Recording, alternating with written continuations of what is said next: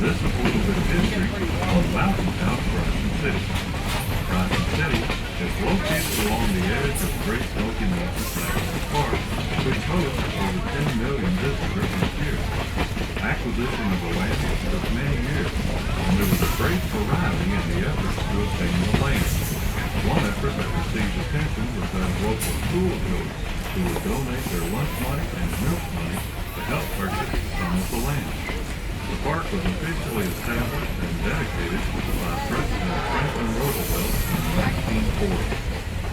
The Cherokee Indians had lived in this wilderness for what's estimated to be over 10,000 years.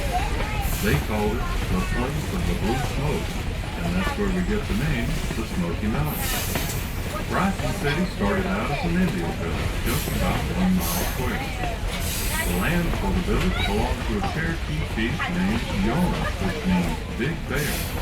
The village was named for the chief and was called Big Bear Springs. In 1803, white men began to come into the area. Some were missionaries, hoping to convert the Indians to Christianity. Others came as traders, and some came for the opportunity of owning their own farms, even though much hard work would be required to convert the wilderness into productive farmland. In 1828, gold was discovered in the mountains, and that brought in a wave of prospectors with gold fever and dreams of great wealth. Through the years, the Cherokee had lost much of their land to the U.S. government.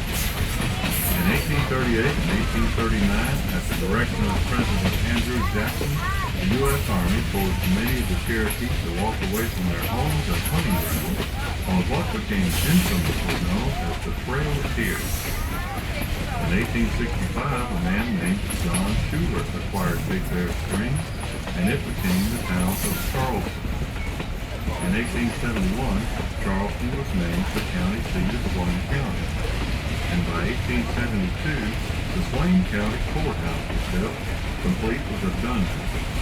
The dungeon was a log room with no doors or windows, and it was situated within another log room. The space between the walls was filled with large stones, and the only way into the dungeon was through a trap door in the ceiling. Obviously, for the prisoners, there was no way out.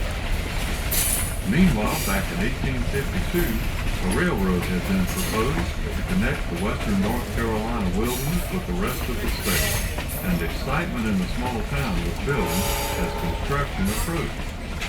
Arriving in 1884, the railroad became the town's main means of transportation for many years. Hotels and restaurants were built near the railway station, and along with the churches, these facilities became the center of social life. Train passengers would disembark for lunch or dinner, or they might spend the night. A night's lodging with breakfast cost 50 cents. Or you might want to go for the deluxe package, where you could get a night's lodging plus 3 meals for $1. At the Impella Hotel, which was right across the street from the depot, dances were held every Friday night. In 1889, the most popular dance was called the Tuckasagee. 1889 was also the year the town was renamed due in large part to postal confusion. You see, mail destined for Charleston, North Carolina was frequently misdelivered to Charleston, South Carolina. So the town's name was changed to Bryson City in honor of a prominent citizen, Thaddeus Dillard Bryson. The coming of the railroad began an era